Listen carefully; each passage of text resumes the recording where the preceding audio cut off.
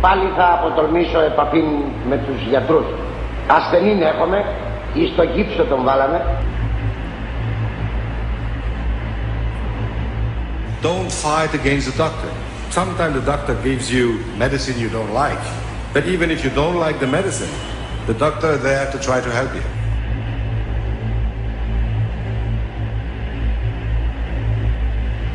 Η ιστορία, είπαν κάποτε, έχει αυτή την αναθεματισμένη συνήθεια να επαναλαμβάνεται, σαν φάρσα.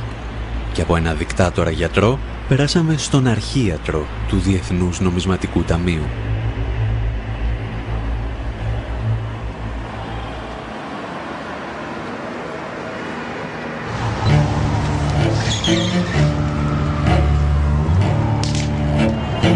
Οφείλουν όλοι να αγωνιστούν, ξέροντας ότι ή το έθνος θα εξαφανίσει την υπερχρέωση της χώρας ή η υπερχρέωση θα αφανίσει το έθνος.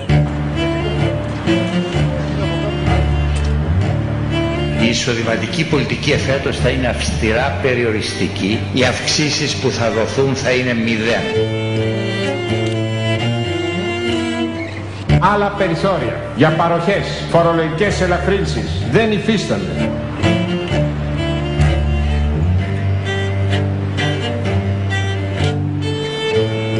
Πρέπει να συμμαζέψουμε τη δημόσια δαπάνη, πρέπει να νοικοκυρέψουμε τα του οίκου μας και αυτά δεν γίνονται με τις δικές σας ακάλυπτες επιταγές μοιρασιών και παροχών σε μια τέτοια εποχή κρίσης.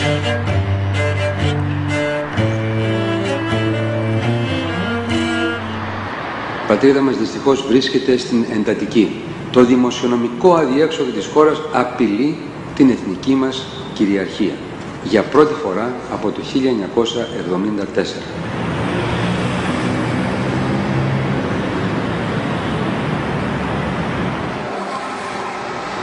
Μέσα σε σχεδόν 40 χρόνια, 2 κόμματα, 3 πολιτικές οικογένειες και ορισμένοι επιχειρηματίες οδήγησαν τη χώρα στη χρεοκοπία. Κήρυξαν στάση πληρωμών στους πολίτες, επιχειρώντας να σώσουν τους δανειστές τους.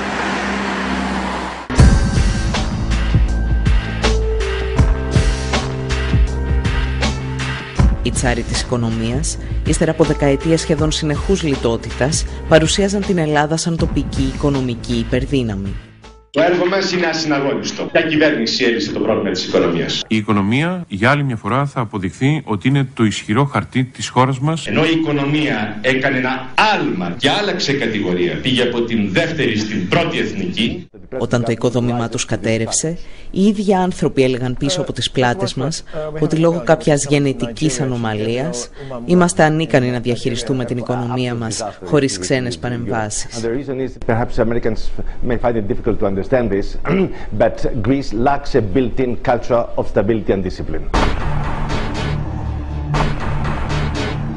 Η κυβέρνησή μας αποκαλούσε κοπρίτες και οι δανειστές μας γουρούνια.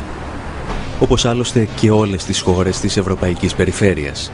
Και οι υπουργοί σε όλες αυτές τις χώρες προσπαθούσαν να μας πείσουν ότι τα φάγαμε μαζί τους. I accept that there were failures in the political system, but let's be fair about it. We all partied.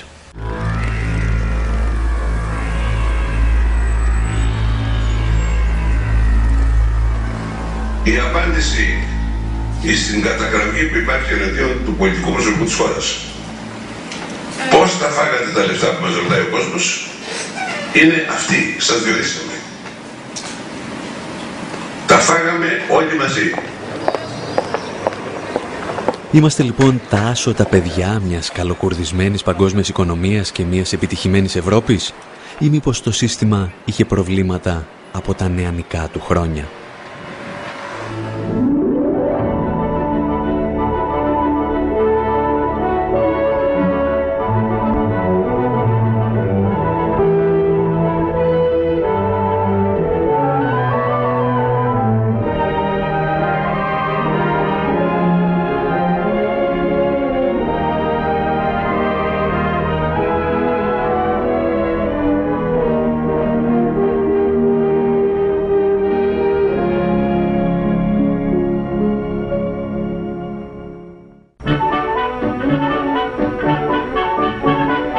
Η μεταπολεμική περίοδος της παγκόσμιας καπιταλιστικής οικονομίας μπορεί να χωριστεί στα δύο, κατά τη γνώμη μου. Είναι τα πρώτα 25 χρόνια περίπου της λεγόμενης χρυσής εποχής μετά τον Δεύτερο Παγκόσμιο Πόλεμο, όπου η ρυθμή ανάπτυξης ήταν υψηλή, τα πραγματικά εισοδήματα ανέβαιναν, η κατανάλωση ανέβαινε, δημιουργήθηκαν αυτές οι συνθήκες που δεν είχαν ξαναφανεί ποτέ στην ιστορία του καπιταλισμού. Joe's the king because he can buy more with his wages than any other worker on the globe. There's no such thing as a crisis-free capitalism. So there's going to be a crisis somewhere.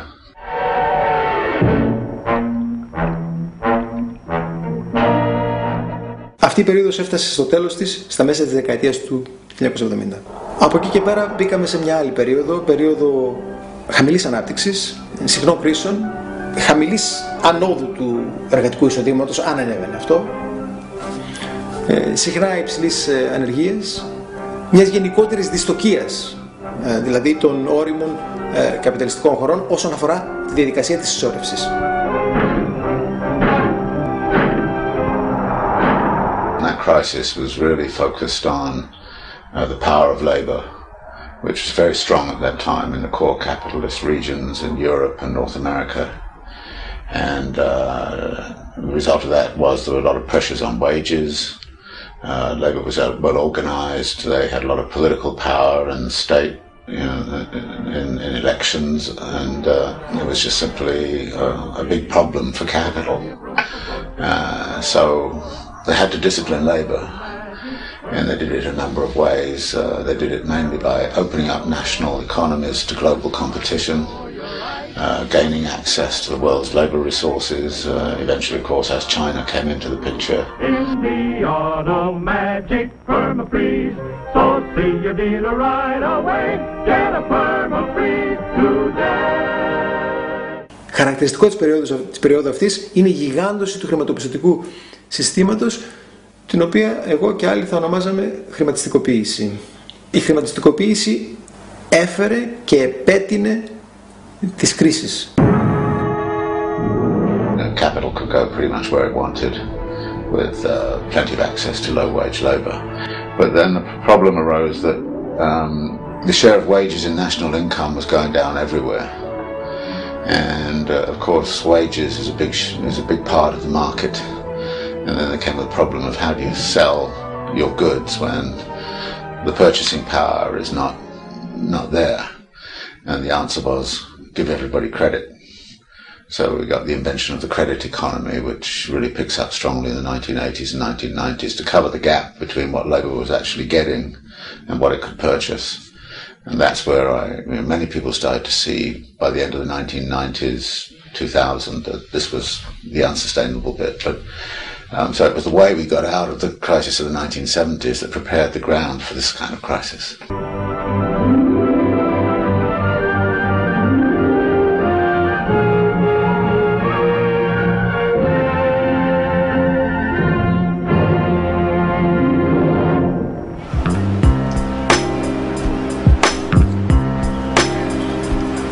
Όταν θα σκάσει η φούσκα στην αμερικανική αγορά ακινήτων, το χρηματοπιστωτικό σύστημα φτάνει στα όρια της ολοκληρωτικής κατάρρευσης. Συμπαρασύρει έτσι την πραγματική οικονομία που αντιμετωπίζει τα δικά της δομικά προβλήματα.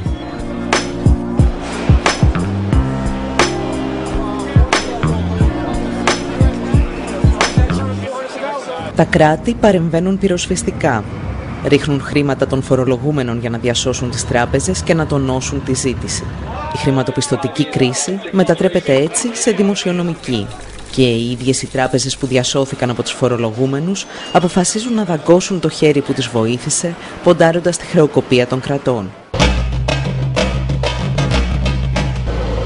Η κερδοσκοπία επιδεινώνει την κατάσταση και για την Ελλάδα, μόνο που αυτή τη φορά είναι κάτι πιο βαθύ που μας λερώνει.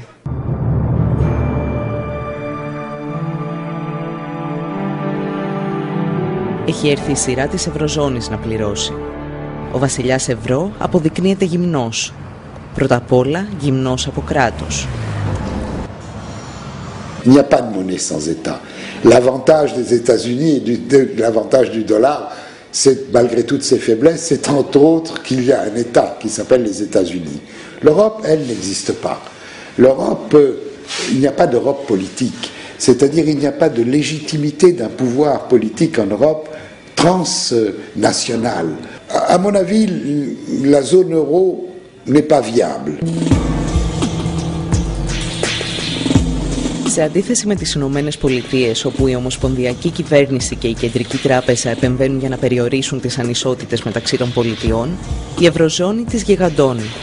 Δημιουργεί έτσι τους φτωχούς συγγενείς, τα γουρούνια της Ευρωπαϊκής Ενοποίησης. Η Ευρωζώνη έχει χωριστεί πεντακάθαρα πλέον σε κέντρο και περιφέρεια. Η κρίση είναι εντονότατη στην περιφέρεια, είναι στον αλφα βαθμό κρίση της περιφέρειας. Ο μεγάλος κερδισμένος του ευρώ ως τέτοιου νεονομίσματος είναι φυσικά οι χώρες του κέντρου και κυρίως η Γερμανία.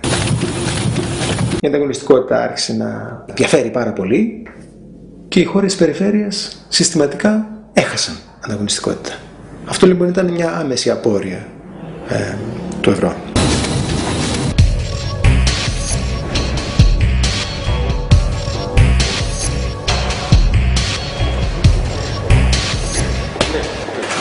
La crise de l'Union européenne est causée par la manière dont on a réalisé l'intégration européenne.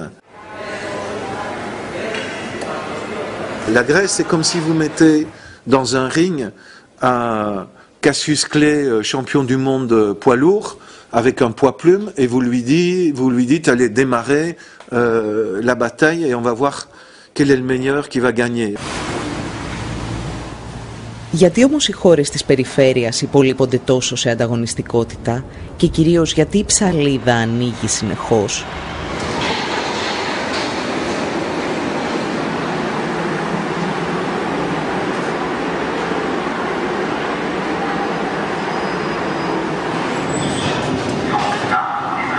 Ο μύθος της οκνηρής περιφέρειας και της εργατικής Γερμανίας με την υψηλή παραγωγικότητα καταρρίπτεται. Αν κατάφεραν κάτι οι γερμανικές κυβερνήσεις, ήταν να κηρύξουν τον πόλεμο στους δικούς τους εργαζόμενους και να παγώσουν τους μισθούς τους για μία δεκαετία.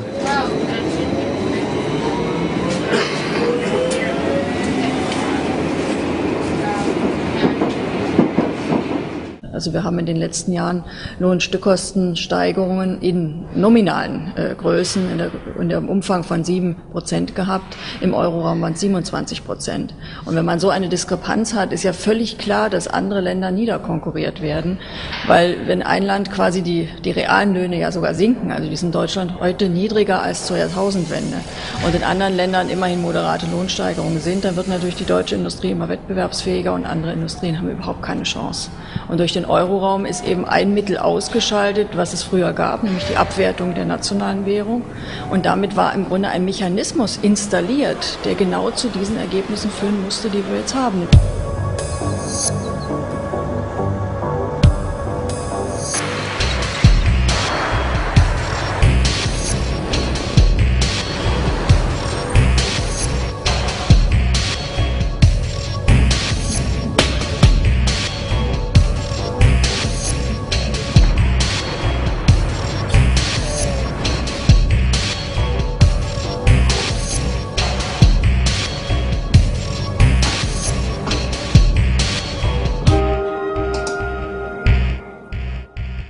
Η απώλεια ανταγωνιστικότητας φάνηκε με δύο τρόπους. Και οι δύο εκ των οποίων ήταν αποφασιστικοί για την κρίση. Ο πρώτος ήταν πολύ μεγάλα ανοίγματα στις τρέχουσες συναλλαγές. Η Ελλάδα δε είχε το μεγαλύτερο όλων. Όταν δεν μπορείς να ανταγωνιστείς, οι συναλλαγές σου με τον υπόλοιπο κόσμο αρχίζουν και γίνονται ελληματικές. Το έλλειμμα λοιπόν της Ελλάδας ήταν τρομακτικό. Αλλά ήταν κάτι που είδαμε και στις υπόλοιπες χώρες της περιφέρειας. Αυτό λοιπόν ήταν το ένα φαινόμενο. Συναφές με αυτό το φαινόμενο ήταν η συσσόρευση χρέους. Διότι όταν έχεις αυτά τα ελλείμματα, κάπως πρέπει να τα χρηματοδοτήσεις. La Grèce est un parent pauvre dans cette Union européenne. La Grèce est un pays de la semi-périphérie du continent européen. Il est évident que la Grèce ne pouvait ne peut pas avoir autre chose que des déficits publics dans les conditions de son intégration au marché européen. Je ne veux pas discuter de la question les Grecs sont-ils paresseux, ça c'est du racisme pur et simple.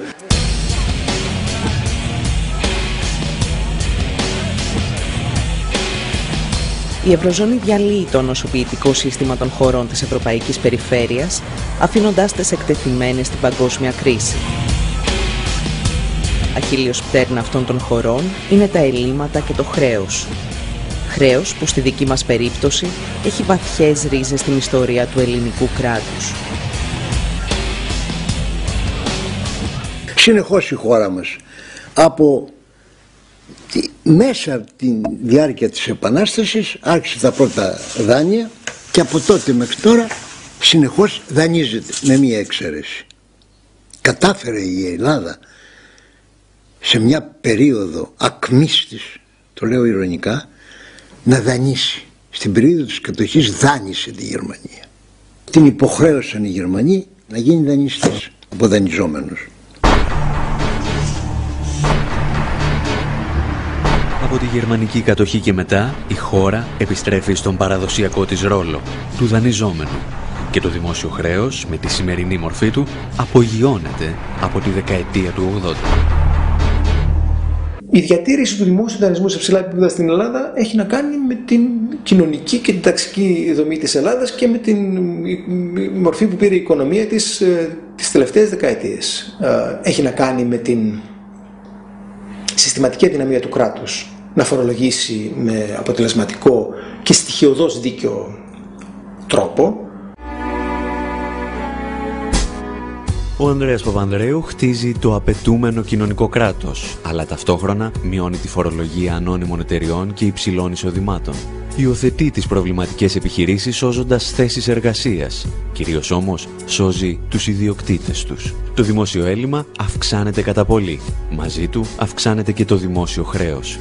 Η κυβέρνηση Μητσοτάκη συνεχίζει το δανεισμό. Το Μάστριχτ επιβάλλει τις αγορές ως μέσο κάλυψης των ελλημάτων, απαγορεύοντας άλλες δυνατότητες δημιουργίας χρήματος. Το χρέος εκτοξεύεται με το μεγαλύτερο μέσο ετήσιο ρυθμό ανόδου στην ελληνική ιστορία. Ο Κώστας Σιμίτης έχει περισσότερη τύχη. Τον βοηθούν η δημιουργική λογιστική, η πτώση των ευρωπαϊκών επιτοκίων και η άνοδος των ρυθμών μεγέθυνσης. Έτσι κρύβει κάτω από το χαλί τις βραδιφλεγείς βόμβες που ο ίδιος θέτει στο χρέος. Το ποσοστό του χρέους φαίνεται να υποχωρεί ελάχιστα. Ο Κώστας Καραμανλής μειώνει τη φορολόγηση του κεφαλαίου κατά 10 ολόκληρες μονάδες. Μέτρα σαν κι αυτό επιταχύνουν την κατάρρευση της οικονομίας. Το χρέος εκτινάσεται και πάλι. Τη σκητάλη παίρνει ο Γιώργος Παπανδρέου για να ρίξει τη χώρα στην αγκαλιά των ξένων δανειστών. Στο τέλος της εφαρμογής του μνημονίου, το δημόσιο χρέος θα αγγίζει το 167% του ακαθάριστου εθνικού προϊόντος.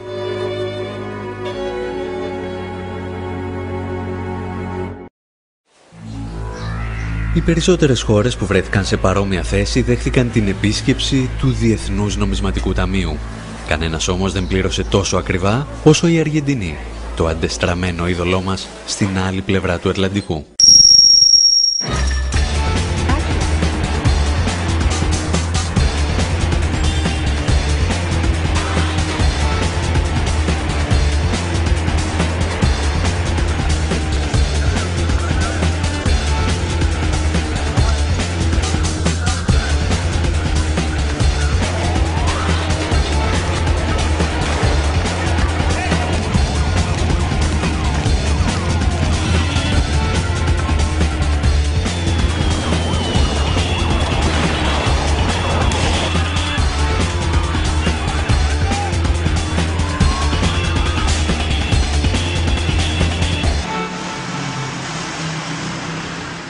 Η Αργεντινή θα πέσει στην παγίδα του χρέους μαζί με την Ελλάδα το 1824 με τα πρώτα βρετανικά δάνεια.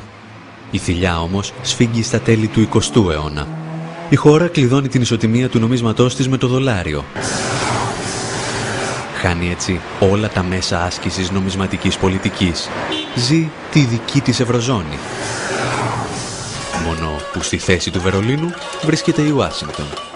in a way to enter the new century in a very, very solid basis. Παράλληλα, το Διεθνές Νομισματικό Ταμείο μετατρέπει τη χώρα σε ένα ακόμη πειραματικό εργαστήριο του νεοφιλελευθερισμού.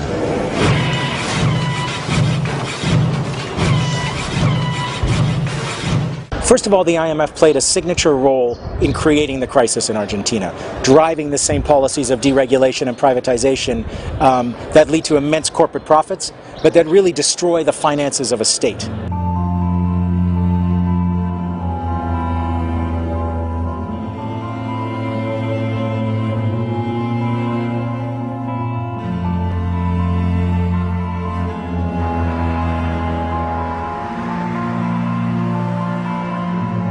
They were very clearly, the agent of U.S. power in the world, just as they are very clearly the agent of neoliberalism, which means the agent of upper classes in the neoliberal enterprise, whose aim was to increase their income tremendously. What they did to the present crisis. Με την οικονομική κατάρρευση της Αργεντινής το 2001, το Διεθνές Νομισματικό Ταμείο και οι νεοφιλελεύθερες θεωρίες του γίνονται περίγελος των οικονομολόγων σε όλο τον κόσμο. Ορισμένα τέρατα όμως δεν πεθαίνουν ποτέ. The IMF is a little bit like a zombie institution. You can't kill it.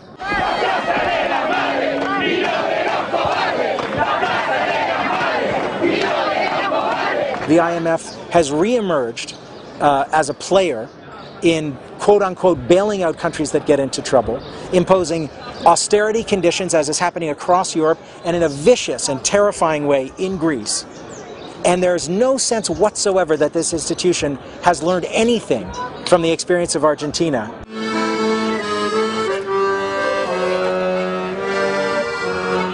Η Ελλάδα θα πληρώσει ακριβά την εμπλοκή του Διεθνούς Νομισματικού Ταμείου και σε ορισμένες περιπτώσεις θα την πληρώσει προκαταβολικά. The irony of this promise is that in the new arrangement, this increase, Greece is going to put $2.5 billion in there. I think that's only a fiat monetary system worldwide can come up and have Greece help bail out Greece and be prepared to bail out even other countries. Ενώ η Αργεντινή είχε να αντιμετωπίσει μόνο το Διεθνές Νομισματικό Ταμείο, η Ελλάδα μετατράπηκε σε υπηρέτη δύο αφεντάδων, γιατί στην Ευρώπη το νεοφιλελεύθερο εγχείρημα είχε αναλάβει να προωθήσει και η Ευρωπαϊκή Κεντρική Τράπεζα. The European Central Bank was a tool, in the imposition of neoliberal policy in Europe. Είναι κωμικοτραγικό να το βλέπει κανείς, αλλά το Διεθνές Νομισματικό Ταμείο στην περίπτωσή μας, στην ελληνική περίπτωση, ήταν πιο μαλακό από την Ευρωπαϊκή Ένωση.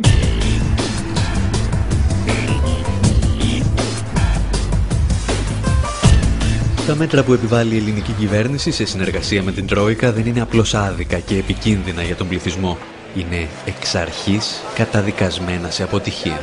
Έχουν τραγικά αποτελέσματα για το επίπεδο ζωής και την καθημερινή ζωή των πολλών και είναι άκρως απίθανο να έχουν θετικό αποτέλεσμα όσον αφορά την οικονομία συνολικότερα και τον τρόπο αντιμετώπισης του χρέους.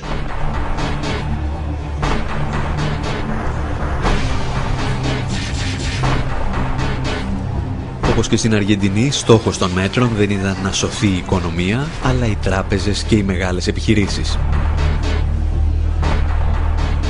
The IMF put magnificent pressure on Argentina to repay these debts. Many of the debts were inflated, in fact exploded, because of the transfer of debt from huge corporations, including some of the biggest banks in the world, onto the public treasury, onto the public purse, which the IMF pushed for as well. Τα μέτρα που έχουν ληφθεί λοιπόν μέχρι τώρα είναι μέτρα σταθεροποίησης, με την έννοια ότι είναι μέτρα τα οποία θα αποτρέψουν την άμεση στάση πληρωμών, θέτηση πληρωμών από πλευράς Ελλάδας αύριο. Δεν είναι μέτρα τα οποία θα μειώσουν το χρέος. Αυτό δεν είναι φανερό, δεν χρειάζεται να το θεωρητικοποιήσουμε, γιατί το χρέος συνεχίζει να αυξάνεται και να αυξάνεται ταχύτατα, αφού υιοθετήθηκαν τα μέτρα και ως απόρρια των μέτρων. Είναι μέτρα που λήφθησαν για να προστατευτούν οι δανειστές, να προστατευτούν οι τράπεζες με τον πιο ξεκάθαρο τρόπο. Μέσα σε λίγους μήνες η ελληνική κυβέρνηση θα προσφέρει στις ελληνικές τράπεζες 108 δισεκατομμύρια ευρώ. Σχεδόν δηλαδή το σύνολο του πακέτου σωτηρίας που λαμβάνει από το Διεθνές Νομισματικό Ταμείο και την Ευρωπαϊκή Ένωση. Η Αργεντινή, όταν βρέθηκε αντιμέτωπη με ανάλογες καταστάσεις, τιμώρησε αρκετούς από τους υπευθύνους. Η εικόνα των προέδρων που εγκατέλειπαν το προεδρικό μέγαρο με ελικόπτερα στοιχιώνει ακόμη το Διεθνές Νομισματικό Ταμείο, αλλά και τους συνεργάτες του.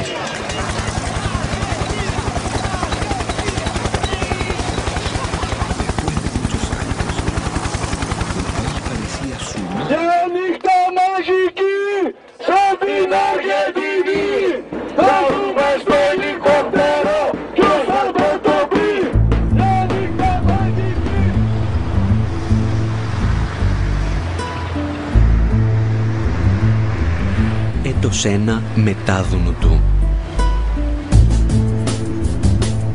Η Ελλάδα έχει μπει σε ένα εντατικό πρόγραμμα εξυγιάνσεων, αξιοποιήσεων, εξορθολογισμού και συμμαζέματος.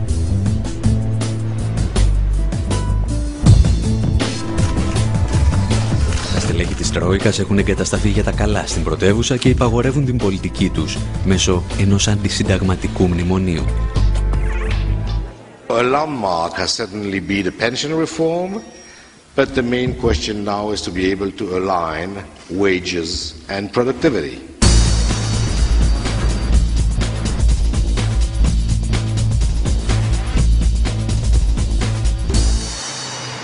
Τι είμαστε σήμερα? Είμαστε ελεύθερη χώρα, είμαστε ανεξάρτητη υποτέλεση, είμαστε στην πλήρη ολοκληρωτική υποτέλεια. Είναι άλλο θέμα η ελευθεριά και άλλο θέμα η εθνική ανεξαρτησία. Δηλαδή το πρόβλημα της χώρας μας είναι πρόβλημα εθνικής ανεξαρτησίας σήμερα.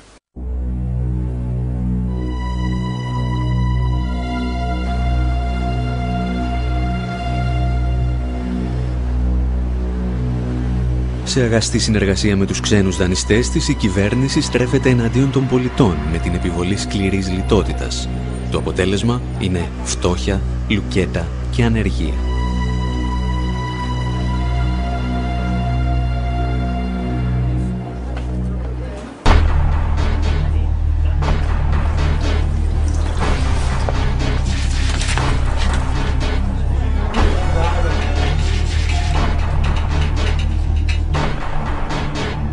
Ήδη εμείς αντιμετωπίζουμε το κέντρο της Αθήνας σαν να βρίσκεται σε μια ανθρωπιστική κρίση. Έχουμε όλα τα χαρακτηριστικά. Ανθρώπους που πεινάνε, άστεγους, ανθρώπους που δεν έχουν φάρμακα και γιατρό, ανθρώπους που περιφέρονται στις πλατείες.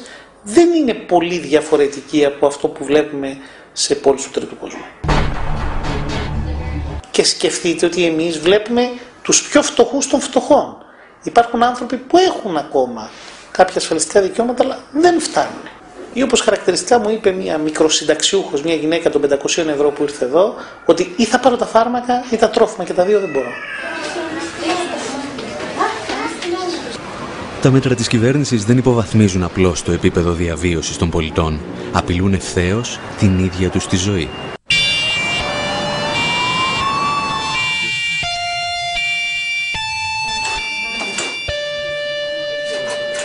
Όλες οι χώρες που μέχρι τώρα μπήκαν σε διαδικασία υποστήριξης σε εισαγωγικά από το Διεθνές Νομισματικό Ταμείο είχαν δραματικές επιπτώσεις στο προσδόκιμο επιβίωσης, δηλαδή αυτό που λέμε στην απλή γλώσσα μέσο όρο ζωής. Είχαμε περιπτώσεις χωρών που μετά την περιπέτειά τους αυτή ο μέσος όρος ζωής έπεσε 5 και 10 χρόνια. Με τις περικοπές αυτές που αντιμετωπίζουμε τώρα είναι σαφές ότι θα έχουμε μια μεγάλη μείωση στο προσδόκιμο επιβίωσης.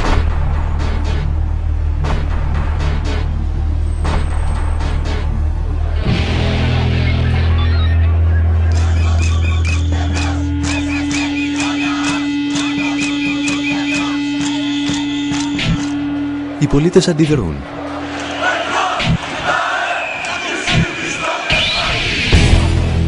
Και η κυβέρνηση καταστρατηγεί ακόμη και τις βασικές αρχές της αστικής δημοκρατίας.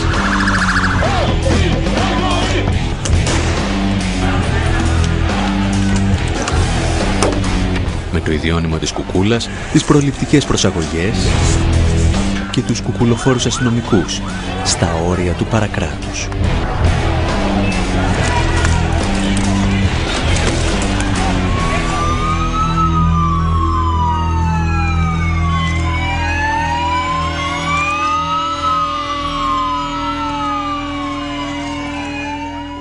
Les crises se soldent toujours par des mesures antisociales, antipopulaires, qui peuvent être extrêmement brutales. Et ça fait partie naturellement des moyens pour le capitalisme de redresser la situation. Son problème, c'est de les faire accepter. Voilà. Son problème, c'est de les faire accepter en usant de violence. Με αφορμή το έκτακτο δελτίο οικονομικής θυέλλης, η δημοκρατία δίνει τη θέση της στη χρεοκρατία.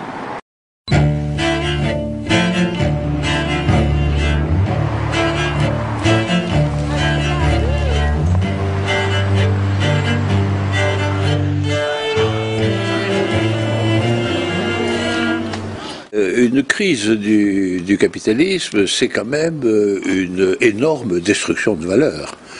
C'est quand même de la valeur qui part en fumée dans la spéculation financière.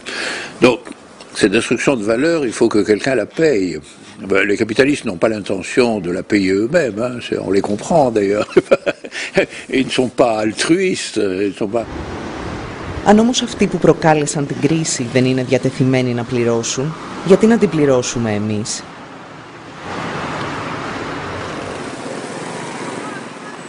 Στην παγκόσμια ιστορία, δεκάδες χώρες αρνήθηκαν με επιτυχία να πληρώσουν χρέη για τα οποία δεν ευθύνονταν οι πολίτες.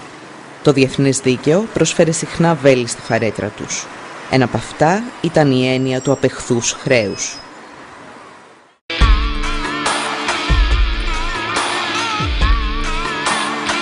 Η ιστορία μας ξεκινά τη δεκαετία του 1920 με τον Αλεξάνδερ Σακ. Υπουργός στην τσαρική Ρωσία και ειδικό σε θέματα δικαίου, ο Σακ βρέθηκε μετά την Επανάσταση του 17 να διδάσκει σε πανεπιστήμια της Ευρώπης και των Ηνωμένων Πολιτειών. Και το 1927 παρουσίασε μια λαμπρή ιδέα, την έννοια του απεχθούς χρέους. Για να ορίσουμε ένα χρέος ως απεχθές, είπε, πρέπει να υπάρχουν τρεις προϋποθέσεις.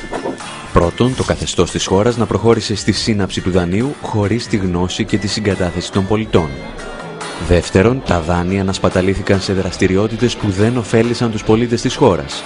Και τρίτον, ο πιστωτής να ήταν ενήμερος για αυτή την κατάσταση και να σφύριζε αδιάφορα. Οι προτάσεις του Σακ ακούγονται προοδευτικές, εάν όχι επαναστατικές. Στην πραγματικότητα, εκείνη την εποχή εξυπηρετούσαν τα συμφέροντα μιας αναδυόμενης υπερδύναμης, των Ηνωμένων Πολιτειών. Οι Ηνωμένες Πολιτείες είχαν χρειαστεί την έννοια του απεχθούς χρέους από το 1898, όταν κέρδισαν τον Ισπανοαμερικανικό πόλεμο και προσάρτησαν την Κούβα. Το πρόβλημα ήταν ότι μαζί με το νησί προσάρτησαν και το λογαριασμό που άφηνε πίσω του το απικιακό καθεστώς της Ισπανίας. Και επειδή η Ισπανική απικιοκρατία κράτησε 4 αιώνες, από τη στιγμή δηλαδή που ο Κολόμβος πάτησε το πόδι του στην Αμερική μέχρι το 1898, το χρέος ήταν ελαφρώς μεγάλο. Οι Ηνωμένες Πολιτείες δεν σκόπευαν φυσικά να πληρώσουν τα σπασμένα των προηγούμενων καθεστώτων. Αποφάσισαν ότι το χρέος της Κούβας είναι απεχθές, οπότε αρνήθηκαν να το πληρώσουν. Μια παρόμοια ιστορία είχε να διηγηθεί και το Μεξικό μερικές δεκαετίες νωρίτερα, όταν ο Δημοκρατικός στρατός ανέτρεψε το καθεστώς του αυτοκράτορα Μαξιμίλιαν του Πρώτου, αποφάσισε ότι το χρέος που είχε δημιουργηθεί ήταν απεχθές. Ο Μαξιμίλιαν είχε δανειστεί υπέρογκα ποσά με ληστρικά επιτόκια προκειμένου να αντιμετωπίσει τις εξεγέρσεις εναντίον του. Και επειδή χρωστάγε πολλά τόσο στους δανειστές του αλλά κυρίως στο λαό του Μεξικού, τον έστησαν στα 10 μέτρα και τον εκτέλεσαν.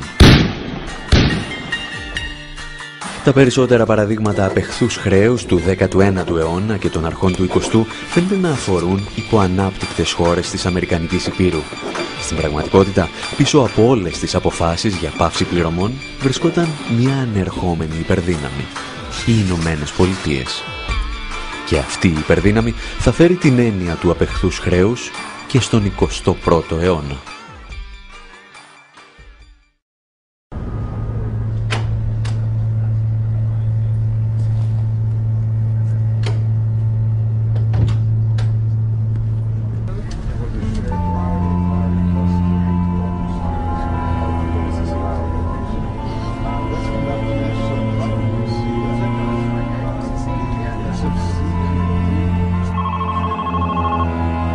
Δεκέμβριος 2002, ο Λευκός Οίκος βάζει τις τελευταίες πινελιές στα σχέδια εισβολής και κατάληψης του Ιράκ.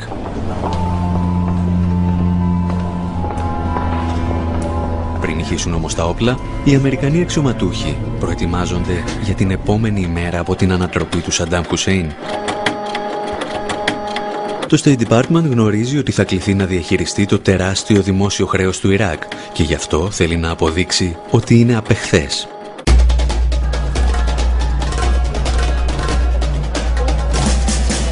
Δημιουργεί λοιπόν μια μυστική ομάδα εργασίας και η ομάδα αυτή προτείνει η πρώτη μεταβατική κυβέρνηση να κηρύξει στάση πληρωμών με το επιχείρημα ότι ο Ιρακινός λαός δεν πρέπει να πληρώσει το απεχθές χρέος του καθεστώτος. Όλα είναι πλέον έτοιμα για την επίθεση. My fellow citizens, at this hour, American and coalition forces are in the early stages of military operations to disarm Iraq, to free its people, and to defend the world from grave danger.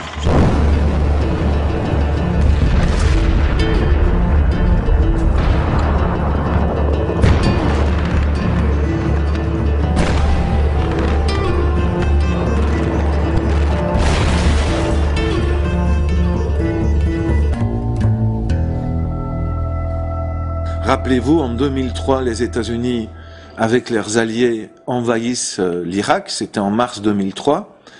Et 3 semaines plus tard, le secrétaire au Trésor des États-Unis convoque ses collègues du G8 à Washington et leur dit « La dette de Saddam Hussein est une dette odieuse. Le régime de Saddam Hussein est un régime dictatorial. Nous devons renoncer à récupérer cette dette odieuse. Le nouveau régime qui va venir en Irak doit être libéré du poids de cette dette. »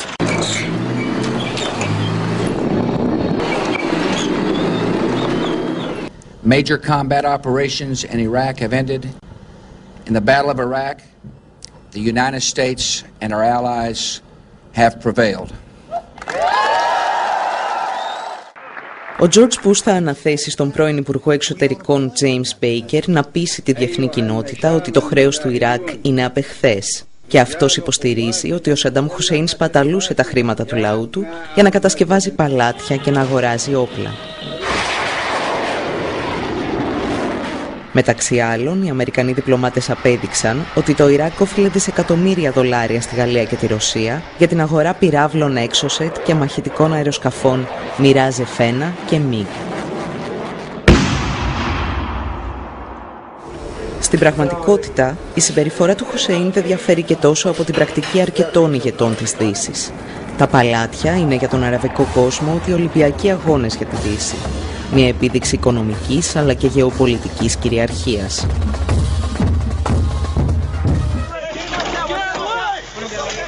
Η αμερικανική διπλωματία θα αποδείξει τελικά ότι το χρέος του Ιράκ είναι απεχθές και πως ο Ιρακινός λαός δεν οφείλει να το πληρώσει.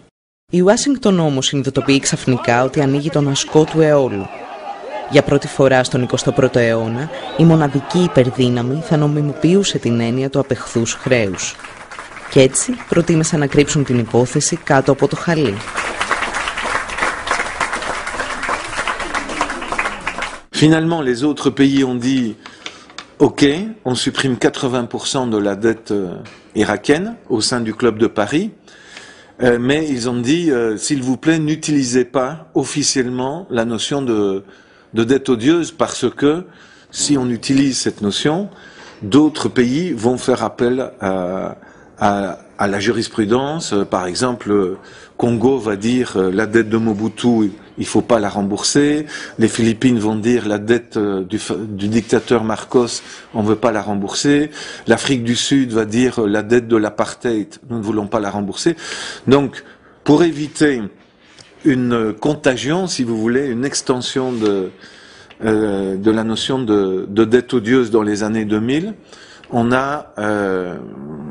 pris une solution, une décision ad hoc qui concerne l'Irak. Mais pour nous, c'est clairement la démonstration que la doctrine de la dette odieuse s'applique.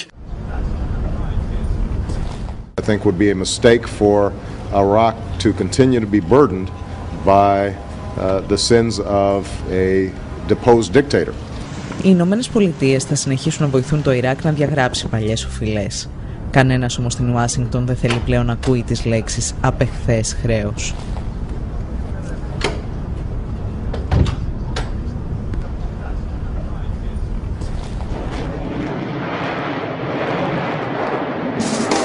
Το Ιράκ κατάφερε να διαγράψει ένα μεγάλο τμήμα του χρέους του με τις πλάτες μιας αυτοκρατορίας. Μια άλλη χώρα όμως αποφάσισε να σταθεί στα δικά της πόδια και να τα βάλει με το Διεθνές Νομισματικό Ταμείο και τους μεγάλους δανειστές της. Κατάφερε να αποδείξει ότι το χρέος της ήταν όχι μόνο απεχθές, αλλά παράνομο και αντισυνταγματικό. Καλώς ήρθατε στον Ισημερινό.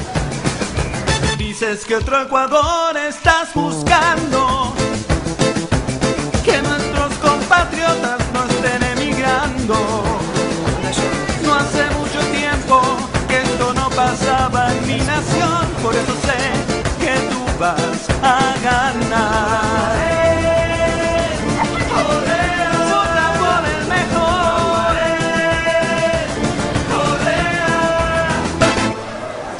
Hay compromisos nacionales urgentes y nosotros primero pondremos los compromisos nacionales a los compromisos internacionales.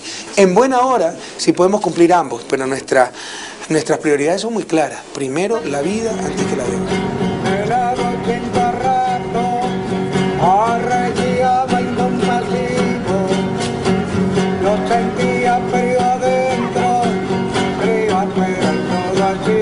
Ο Ισημερινός θα μπορούσε να είναι μία από τις πλουσιότερες χώρες της Νότιας Αμερικής. Από τη στιγμή όμως που ανακαλύφθηκε πετρέλαιο, η χώρα γνώρισε μόνο δικτάτορες, φτώχεια, συσσωρευμένο χρέος και οικονομικούς δολοφόνους. My real job was deal making. It was giving loans to other countries, huge loans, much bigger than they could possibly repay. And one of the conditions of the loan, let's say $1 billion loan to a country like Indonesia or Ecuador, and this country would then have to give 90% of that loan back to a U.S. company or U.S. companies to build the infrastructure, a Halliburton or a Bechtel. These were big ones.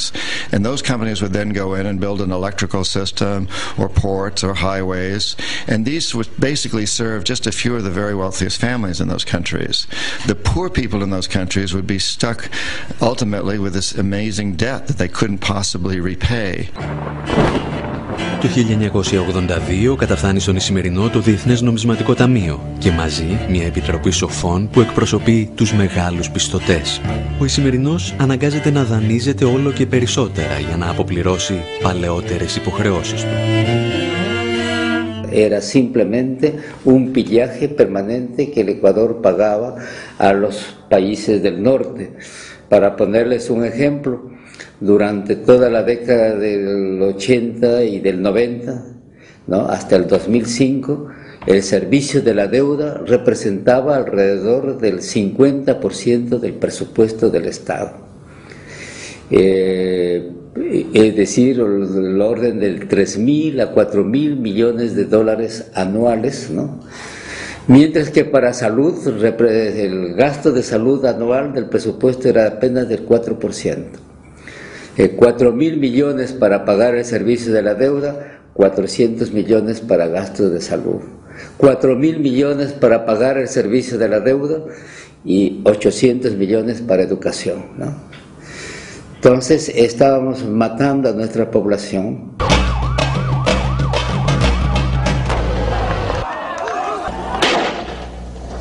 Ο Ισημερινός εξεγείρεται. Η κρίση φαίνεται προς στιγμή να ελέγχεται όταν αναλαμβάνει ο Λούτσιο Γκουτιέρες, ο οποίος υπόσχεται κοινωνικές παροχές. Παρουσιάζεται σχεδόν σαν σοσιαλιστής, αλλά μόλις αναλαμβάνει καθήκοντα, κλείνει νέα συμφωνία με το Διεθνές Νομισματικό Ταμείο και επιβάλλει μέτρα εξοντωτικής λιτότητας. Οι πολίτες αποφασίζουν ότι πρέπει να φύγει, με το ίδιο μέσο μεταφοράς που χρησιμοποιούσαν και οι πρόεδροι της Αργεντινής, με ελικόπτερο.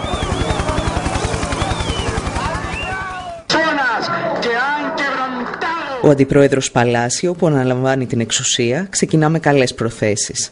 Σύντομα όμως υποκύπτει στην Ουάσιγκτον και ο λαός στρέφεται στο μοναδικό πολιτικό που είχε αντισταθεί στις διεθνείς πιέσεις, τον Ραφαέλ Κορέα.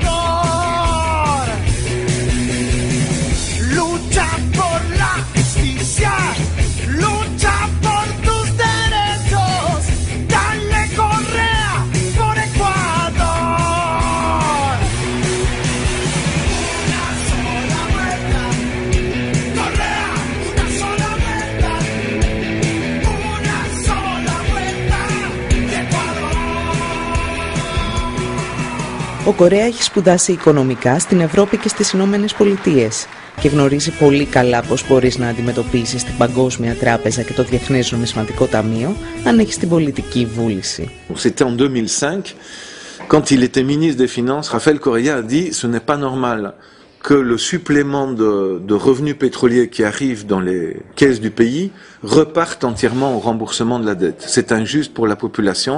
Et il a dit 80% des revenus pétroliers doivent être destinés à améliorer les dépenses sociales dans l'éducation, dans la santé, dans la création d'emplois. Et seul 20% doit aller dans le remboursement de la dette. La Banque mondiale a dit il n'est pas question que nous continuions à prêter de l'argent à l'Équateur si l'Équateur maintient une telle loi. Donc c'était clairement une immixtion de la Banque mondiale dans les affaires intérieures de l'Équateur.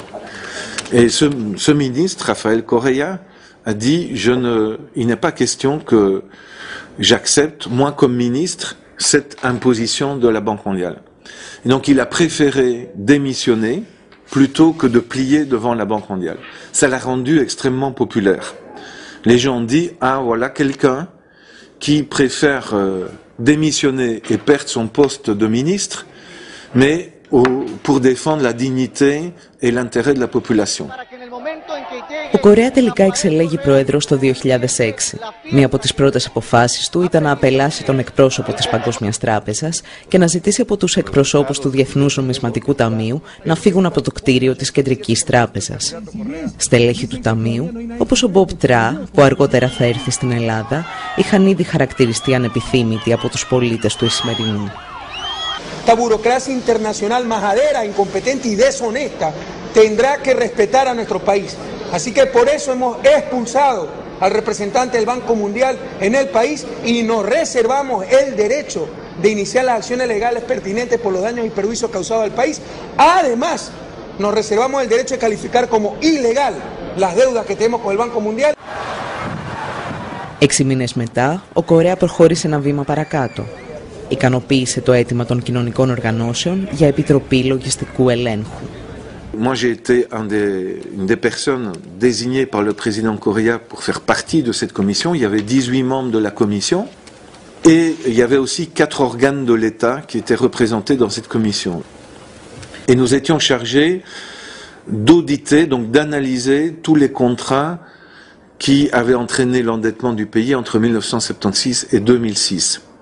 Nous avons travaillé 14 mois et nous avons analysé les dettes de l'Équateur sous la forme de bons. Nous avons analysé les dettes à l'égard du Fonds monétaire international, de la Banque mondiale et d'autres organismes internationaux. Et nous avons analysé les dettes de l'Équateur à l'égard d'autres pays, à l'égard de la France, du Japon, de l'Allemagne.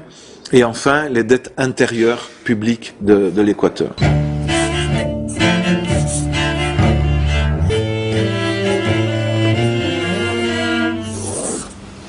La pelea por tener acceso a la documentación fue dura, terrible. En el Ministerio de Finanzas, un colaborador nuestro, Alejandro Olmos, hijo, y mi persona, fuimos declarados personas no gratas en el Ministerio de Finanzas y todos los funcionarios del Ministerio de Finanzas hicieron una carta al ministro quejándose y denunciando nuestra posición, tanto de Alejandro Olmos como la mía, que estábamos afectando a los funcionarios del ministerio, ¿no? O sea que nosotros nos reímos de ese hecho, pero para que vea cómo nosotros hemos tenido dificultades serias en este caso y hemos sido acusados de ser los malos de la película, ¿no? En este proceso de auditoría. Παρά τα εμπόδια, η Επιτροπή κατόρθωσε να ολοκληρώσει το έργο της και διαπίστωσε ότι ένα μεγάλο κομμάτι των χρεών ήταν μη νομιμοποιημένο. Έδωσε τα συμπεράσματά της στο κράτος και το κράτος τα έδωσε στους πολίτες. En fait, ce qui était très important au niveau de la commission d'audit de l'Équateur, c'est que tous nos travaux ont été rendus publics. Donc la population équatorienne a été largement informée de pourquoi la dette qui avait été contractée par le gouvernement antérieure de l'Équateur, notamment au cours de l'année 2000, était une dette frappée d'illégitimité.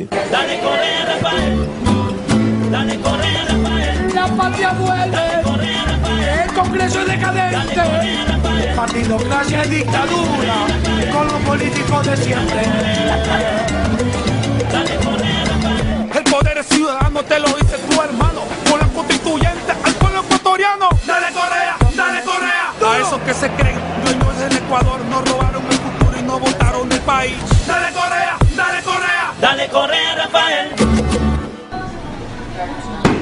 Έχοντας τα στοιχεία από την Επιτροπή, η κυβέρνηση απέδειξε ότι το χρέος είναι μη νομιμοποιημένο και ανακοίνωσε πάυση πληρωμών για το 70% του ομολογιακού χρέους του Ισημερινού. Frente a esa situación, los tenedores de la deuda ecuatoriana comenzaron a sacar sus bonos al mercado a valores muy bajos, del 20% de su valor. ¿Y qué hizo el Ecuador en forma secreta, no?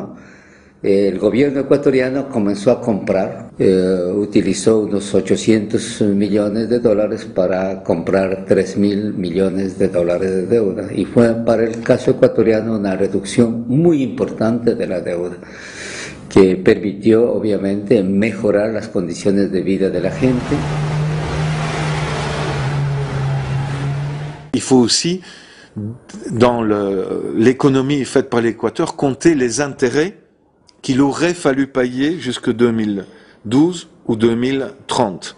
Et si on prend tout en compte, c'était une économie de 7 000 millions, de plus de 7 000 millions de dollars pour l'Équateur. Donc une économie très importante pour le pays, ce qui a permis au gouvernement d'augmenter très fortement les dépenses d'éducation, de santé, pour la création d'emplois aussi, pour l'amélioration des infrastructures. Ecuador is no longer in sale, you know?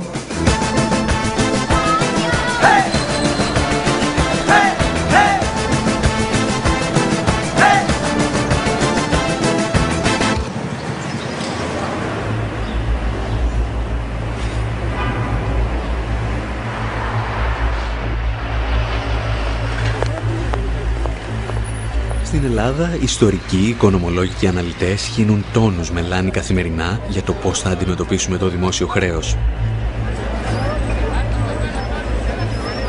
Υπάρχει όμως ένα ερώτημα, το οποίο λίγοι θέτουν.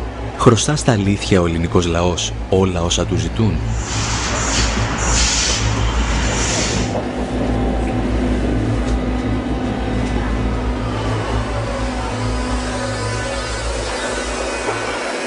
La dette plus récente de la Grèce, je dirais, c'est une dette frappée d'illégitimité et d'illégalité. Alors, quels sont les signes de ça? Quand les autorités d'un pays reçoivent des pots de vin de la part de grandes sociétés transnationales, et c'est le cas de Siemens, qui, avec sa filiale Siemens Hellas, a distribué de l'argent, des pots de vin, à des responsables, à des ministres, à des hauts fonctionnaires depuis plus de 10 ans pour gagner des contrats.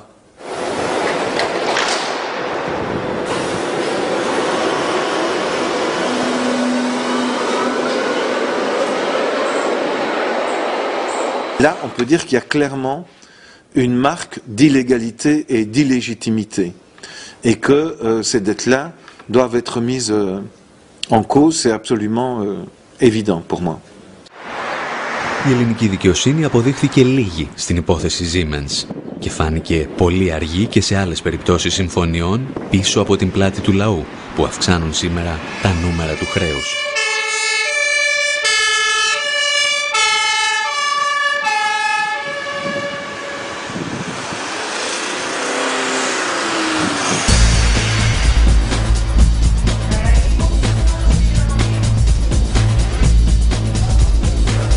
Με τα διαβόητα swaps του 2001 η κυβέρνηση υποθήκευσε το μέλλον για να δείξει ένα ψεύτικο καλύτερο παρόν. Εμφάνισε μικρότερο το χρέος της χώρας μετατρέποντας ένα δάνειο από γεν σε ευρώ με βάση παλαιότερες ισοτιμίες. Βοηθός της στο μαγείρεμα η Goldman Sachs που κέρδισε εκατομμύρια από αυτό το deal. I'm particularly concerned about the role of U.S. financial institutions, particularly Goldman Sachs, that as Greece got on the heroin of borrowed money, Goldman was the crack dealer.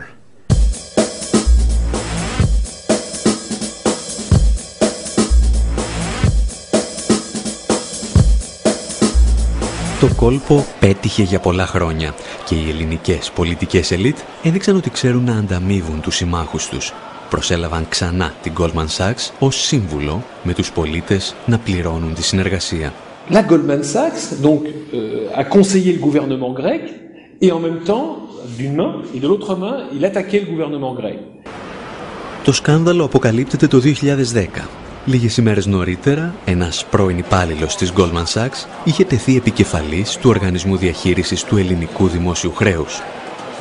Embaucher quelqu'un qui était chez Goldman Sachs, pour moi, c'est vraiment, c'est comme embaucher un criminel pour surveiller votre maison. Quelqu'un qui est un braqueur de banque, vous l'embauchez, il va surveiller votre maison.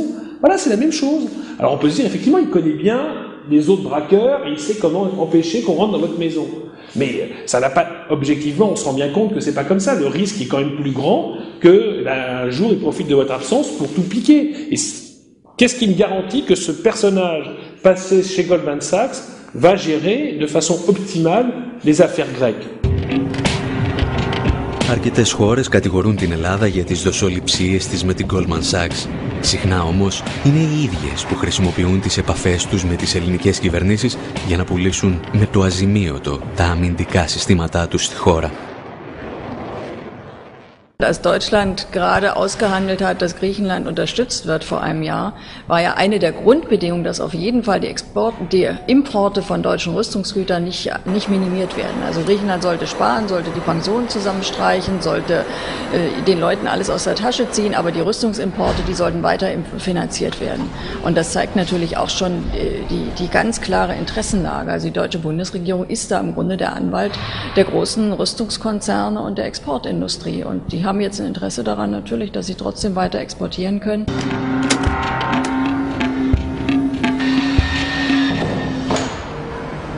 On est quand même hypocrite.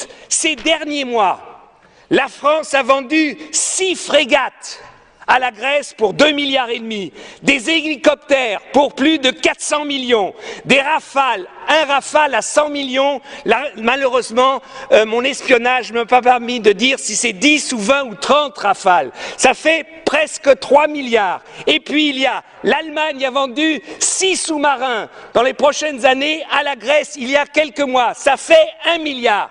Mais on est complètement hypocrite. On leur donne de l'argent pour acheter nos armes.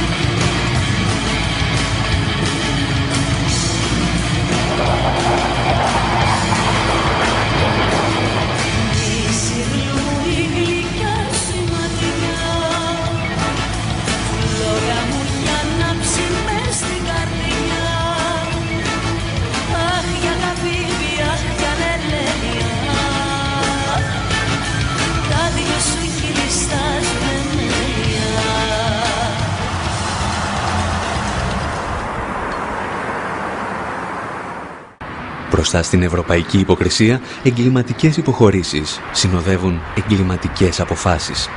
Πάντα με πρόσχημα το εθνικό καλό ή μια νέα μεγάλη ιδέα που άφησε πίσω της κατεστραμμένα ακίνητα και τεράστια χρέη. We have spent a lot of money. We have spent twice the money that I've spent in Sydney. I don't know about the... We'll know about the final cost after, of course, the end of the Olympic Games. You mentioned $1.2 billion for security. Where does that money come from? We have the money. It's Greek money, or is it from the Olympic Committee? Does some of it come from the United States? No, we're talking about Greek money now. We're talking about money that is more than we can afford, maybe. Mm-hmm. We're talking just about security.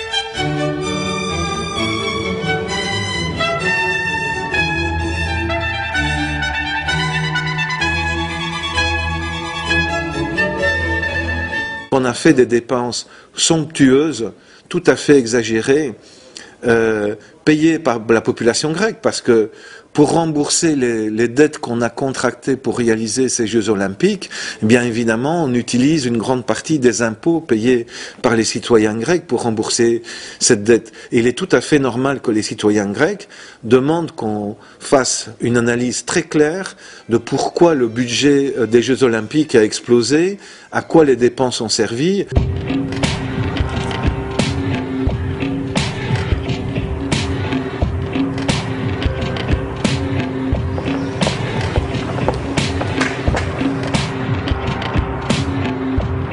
Οι Ολυμπιακοί Αγώνες και η σχέση διαφθοράς με εταιρείες όπως η Siemens και η Goldman Sachs αποτελούν την κορυφή του παγόβουνου συμφωνιών που κλείνονταν σε βάρος και εν αγνία των πολιτών.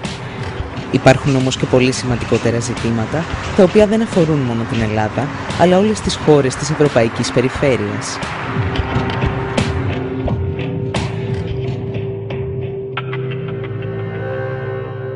Έχουν ακολουθηθεί όλοι οι κανόνες που επιβάλλονται και προσδιορίζονται όσον αφορά την έκδοση ομολόγων? Υπάρχουν θέματα νομιμότητας όσον αφορά τις τράπεζες οι οποίες έχουν παίξει τον πρώτο ρόλο είτε στην πρωτογενή αγορά είτε στη δευτερογενή αγορά για την έκδοση των ομολόγων αυτών? Ποιες είναι αυτές οι τράπεζες, πώς αμείφθηκαν, με ποιους όρους μπήκαν σε αυτές τις διαδικασίες?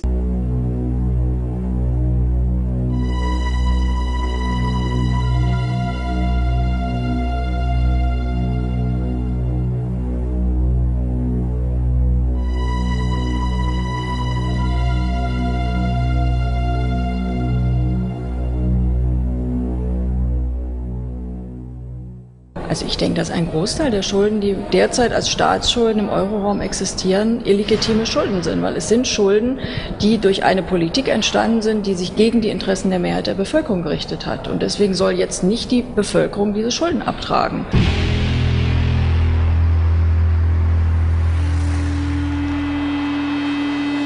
Το παράδειγμα του Ισημερινού μας έδειξε πως όλες αυτές οι παράνομες ή απεχθείς συμβάσεις μπορούν να έρθουν στο φως μέσα από τη δημιουργία μιας επιτροπής λογιστικού ελέγχου. Γιατί δεν μας λένε καθαρά ποιο είναι αυτό το χρέος, πόσο είναι αυτό το χρέος και πώς δημιουργήθηκε αυτό το χρέος και πού οφείλουμε και σε ποιους οφείλουμε? Γι' αυτό είναι αναγκαίο και απαραίτητο ένας λογιστικός έλεγχος ώστε να προσδιορίσει ακριβώς τι είναι αυτό το χρέος. Γι' αυτό λέω η γνώση και η απόρριψη όλων των ψευδολογιών που λένε και η κυβέρνηση και οι εταιρείες που αρπάζουν το χρήμα του ελληνικού λαού και τα παπαγαλάκια που πληρώνονται αδρά για να υμνούν την κυβέρνηση.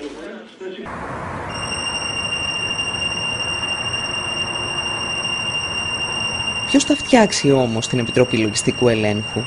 Και κυρίως πώς θα εξασφαλίσουμε ότι δεν θα είναι μία ακόμα εξεταστική επιτροπή της Βουλής, φτιαγμένη από τους ανθρώπους που μας έφεραν σε αυτή την κατάσταση? Η Επιτροπή Λογιστικού Ελέγχου να μην είναι μια επιτροπή σοφών, δεν πρόκειται περί αυτού, γιατί αν σχηματιστεί απλώς μια επιτροπή σοφών, την οποία θα φτιάξει η κυβέρνηση, έστω και αν καλέσει ανθρώπους από το εξωτερικό, έστω και αν βάλει και ορισμένους από την μεμονωμένα άτομα από την κοινωνία των πολιτών κτλ., θα υπάρχει ο κίνδυνος να είναι ένα φερέφωνο. Los únicos que tienen autoridad moral y el derecho de demandar una auditoría es el pueblo, que es el que está sufriendo sus consecuencias, ¿no? Y es importante sensibilizar a toda la población, en este caso la población griega, a todas las organizaciones sociales griegas, para que se unan y en las calles demanden la auditoría, ¿no?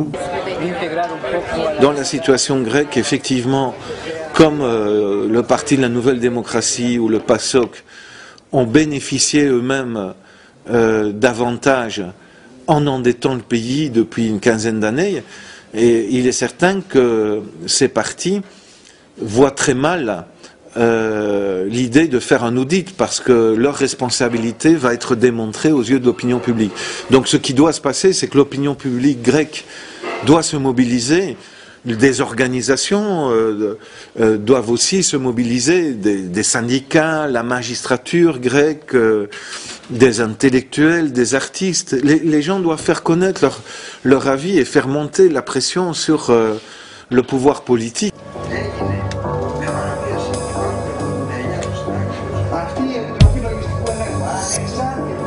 Από τις αρχές Μαρτίου, μια ομάδα ανθρώπων από διαφορετικούς πολιτικούς και εργασιακούς χώρους συγκρότησε μια πρωτοβουλία για τη δημιουργία Επιτροπής Λογιστικού Ελέγχου στην Ελλάδα. Ακαδημαϊκοί, συγγραφείς, καλλιτέχνες και συνδικαλιστές από ολόκληρο τον κόσμο στήριξαν αυτή την πρωτοβουλία.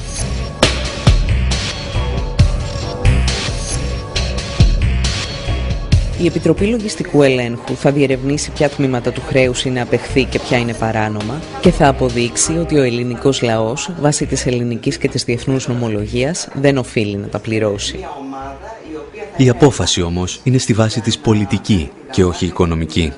Ακόμη και αν το χρέος ήταν νόμιμο, καμία κυβέρνηση δεν έχει το δικαίωμα να δολοφονεί τους πολίτες της για να εξυπηρετήσει τους δανειστές της.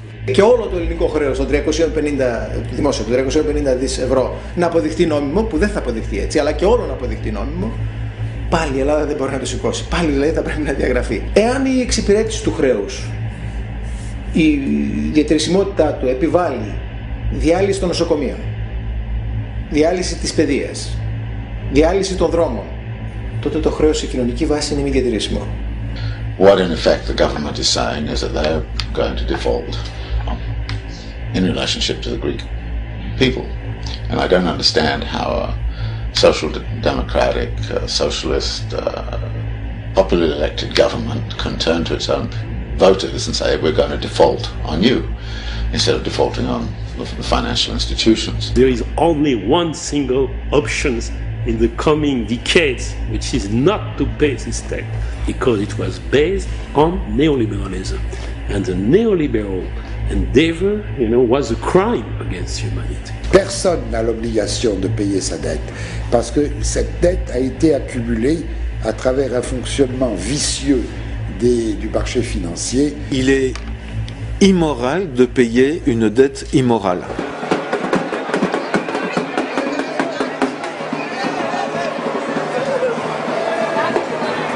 Η δημιουργία μιας Επιτροπής Λογιστικού Ελέγχου, εν τέλει, δεν είναι παρά ένα πολύτιμο όπλο σε μια μεγαλύτερη μάχη, που θα διεξαχθεί με τους παραδοσιακούς όρους με τους οποίους διεξάγονται αυτές οι μάχες εδώ και αιώνες. Χωρίς αυτήν, όσες φορές και αν διαγράψουμε το χρέος, αυτό θα αναγεννάται από την τέφρα του. Θα διαμορφωθεί δηλαδή πεδίο ιδεολογικής, πολιτικής και ταξικής πάλης. Το χρέος είναι πεδίο ταξικής πάλης. Το ίδιο. N'ayez surtout pas peur, en tant que grec, de revendiquer vos droits dans l'Union européenne et par rapport au gouvernement grec. C'est fondamental, c'est en se battant qu'on fait respecter ses droits et c'est pas en se soumettant aux diktats des créanciers. Regardez la Tunisie, regardez l'Égypte, c'est quand une population se met en action qu'elle peut réellement changer la situation.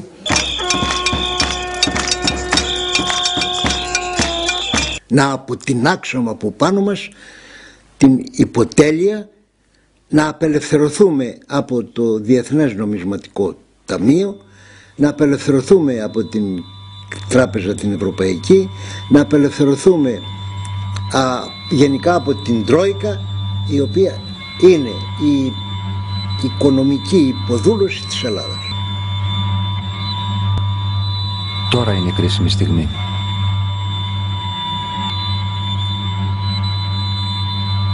Πάμε.